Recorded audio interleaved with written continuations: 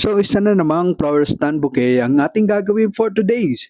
So, samahan nyo ko kung paano natin to ginawa. So, let's start tayo guys. So, yan yung ating mga pambalot na prepare ko na kanina na ano lang tayo, nagpaikot-ikot kasi finold-fold natin ng konti. Tapos, yun, umpisahan na natin. Nilagay ko muna yung dalawang malaki tapos yung mga maliliit na sunod. Pasensya na kung masyadong mabilis yung aking paggawa kasi sobrang tagal niyang gawin, sobrang tagal gawin ng mga ganyang mga pambalot niya na paikot-ikot full, masyadong masakit sa kamay. So yun na nga 'no, balik tayo diyan sa pagbabalot at pasensya na rin kayo kasi ang layo ng ating camera at the same time malabo. So ayan, sige, ikot-ikot tayo, fold tayo ng mga, pambalot. So ikot, tape, just gano'n lang guys 'no.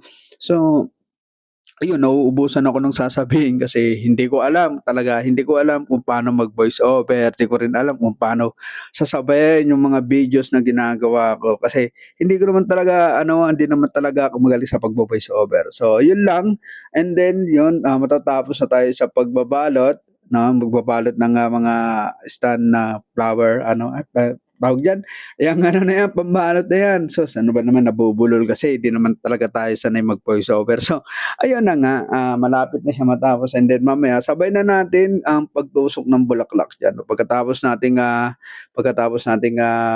matapos yung, wrapping, pagbabalot, isusunod na rin natin yung, pagtusok ng bulaklak. Isang baksakan na lang kasi gano'n naman tayo kasi puro isang baksakan lang para wala ng paligoy-ligoy, wala ng kuskus balungos. Kung tutuusin yung pambalot na yan guys, sinabot ako ng 1 oras mahigit. So matagal talagang gawin yung mga ano na yan, yung mga pambalot na ganyan, yung mga design na ganyan. Kasi madami siyang mabusisi, maraming mga arte-arte. So yan, naglagay na ako ng ribbon. Pagkatapos ng ribbon guys, yan, magtutusok na tayo ng bulaklak yan. Tingnan nyo. Ayan, pakita ko muna kung ano yung itsura nung pagkatapos niya. Yan na siya guys. So, maya-maya, ayun, magtutusok na tayo dyan ng bulaklak. So, yan yung aking mga ginamit na bulaklak. So, papakita ko sa inyo yan, yung mga yan. So, ang bilis, no? Yung rose, ginawa ko lang, binuka ko lang yung mga rose para magmukha siyang maganda. So, yan.